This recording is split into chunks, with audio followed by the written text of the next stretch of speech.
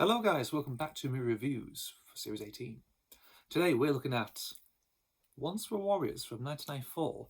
This is a New Zealand tragedy film, this is, based on the book by Alan Duff from about 1990, this is. Well, the novel came out from 1990.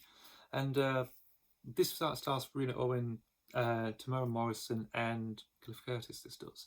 So this focuses on more like a family in New Zealand, and like a very tough, sort of lower class, working class family in New Zealand. And it focuses on it has little subplots that mainly sort of tied together in the film, really, that involves the abusive domestic violence that the wife's having with the husband. Really, well, the husband's just drunk and just tends to battle the wife pretty much. I'm not think that's funny. Domestic violence isn't funny. This film is. It definitely shows it's more darker than you think, actually, if you see it. But that's how it goes.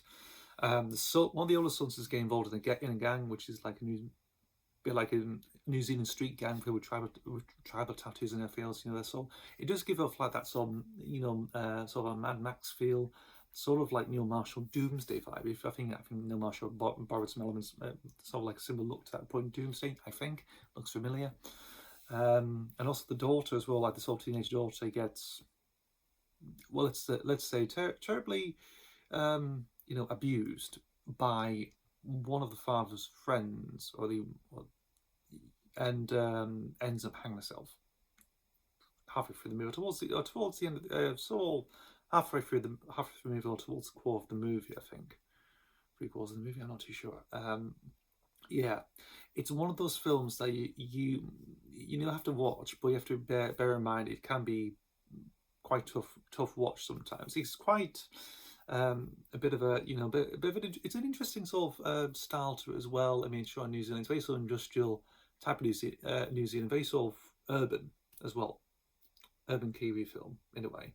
And yeah, it's just it's one of those experiences you probably watch, really. It's like, I think people have probably heard of this film, of course, mainly to do with Tamara Morrison, again, Rena Owen as well, actually, but Tamara Morrison more so to do with Star Wars universe, because obviously he played Jango Fett in Attack of the Clones, and then he went on to do he played Boba Fett in The Mandalorian, and also the Book of Boba Fett as well for Disney Plus. He did, so he's still recognised as part of the Star Wars community, really, in that way, really, outside of New Zealand mainly. But people from New Zealand will probably think, say this film is all makes him that always like a standard, like, movie star in his own right in his home country, probably like that, really.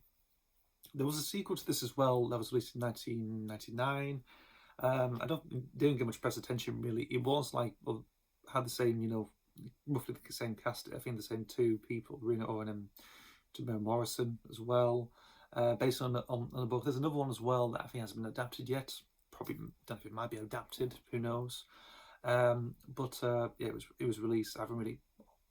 Or when When Hearts Do Go Flee? Is that it? Or I'm not sure, really.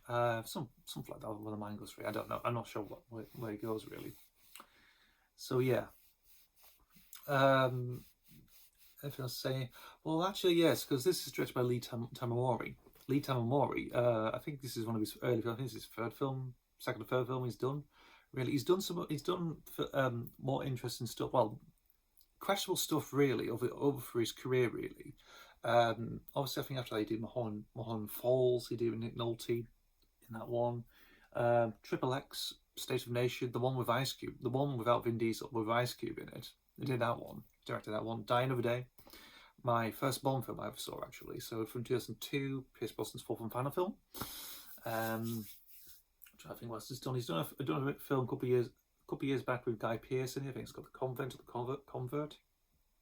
It's called, I think. And what else did he do? Oh, next, that 2007 film with Nicolas Cage as well, which I remember I have a DVD somewhere of it, but it's a pirated copy I've got somewhere of it. So I do have another Lee Tamamori film in the possession somewhere. Indeed, where it's gone, unless I junked it, I'm not too sure. Who knows? So yeah, that's a bit of an interesting thing. So this series seems to explain, like, you know, where to go with it. It goes back to entertainment video again, literally.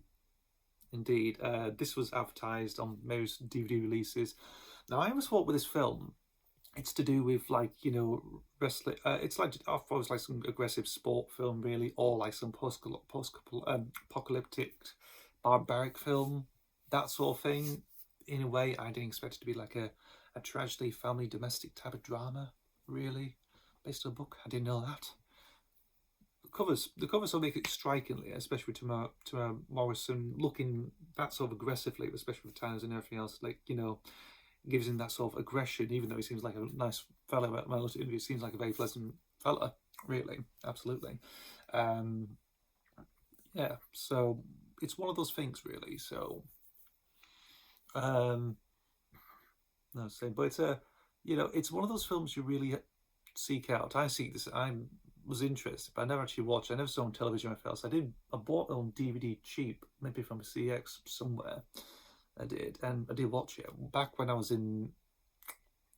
house sitting, actually. So I did watch it then, and yes, I thought it was a very good experience. Really, I thought it was pretty good, you know, for what it was, really, at the time. And yeah, I'm glad actually I sort of did watch it, actually, because it's like, you know, it's quite a revered film. I don't think it's actually quite as popular as other films, really, in a way. Like, do you think it's like one of the best films of 1994? There's maybe some lost strong contenders there, really. I'm trying to think of any. Speak for My Thought is an example, and anything else I can't remember, really. Indeed, well, it could be. I don't know. But it's definitely worth interesting. I would say it's Lee Tamahori's best film compared to a couple of films I've seen. I've seen what he's done, really. So I'll probably say this is his better film, indeed. Whereas he didn't do the sequel, somebody else did the sequel. So there we are. Yeah, that's all I could say, really, about Once Were Warriors from 1994. It's just there. Really, it's just a film. It's a New Zealand film anyway, so it's interesting, really. So it gives you that sort of scope, you know, rather than do American British films. Really, you know, it goes to that sort of small part of the, you know, far away, and what can you do, really? Of course, you know. So there we go. Yeah. Thank you guys for watching, and I'll see you for the next video. See ya.